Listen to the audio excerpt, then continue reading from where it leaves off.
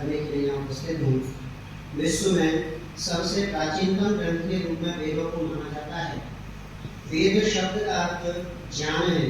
सृष्टि के आदि में मनुष्य के शारीरिक, सामाजिक, आध्यात्मिक विकास के लिए 4 विषयों अग्नि, वायु, आदित्य, अंगिरा को परमपिता परमेश्वर ने ऋग्वेद, यजुर्वेद, सामवेद, अथर्ववेद के रूप में इन 4 वेदों का पवित्र ज्ञान प्राप्त कराया था, जो बाद में ऋषि परंपरा में आगे बढ़ता रहा।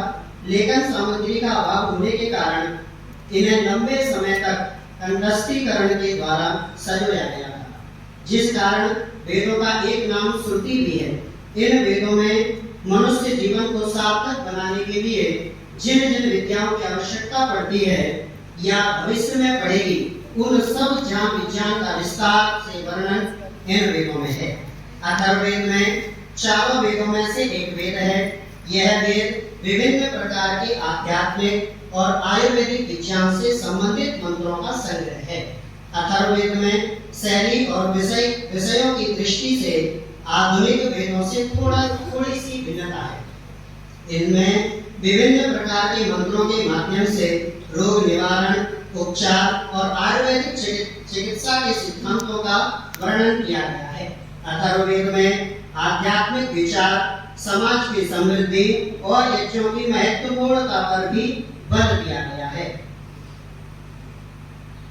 अथर्ववेद में 12वें कांड के प्रथम सूक्त में पृथ्वी का विस्तार से वर्णन है, इसलिए इस सूक्त को पृथ्वी सूक्त भी कहा जाता है।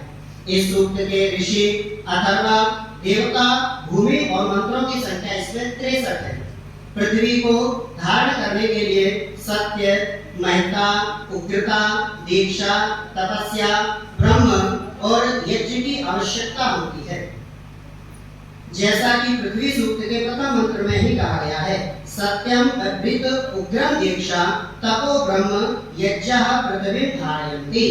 जैसे छोटे बच्चे को माता दूध पिलाकर उसका संवर्धन करती है, उसी प्रकार पृथ्वी सूक्त के 8वें मंत्र में पृथ्वी को भी बताया गया है। सृजताम माता पुत्राय में पया, वह हमारी माता तुल्य भूमि पुण्य स्थल पर मुझे दूध प्रदान करे।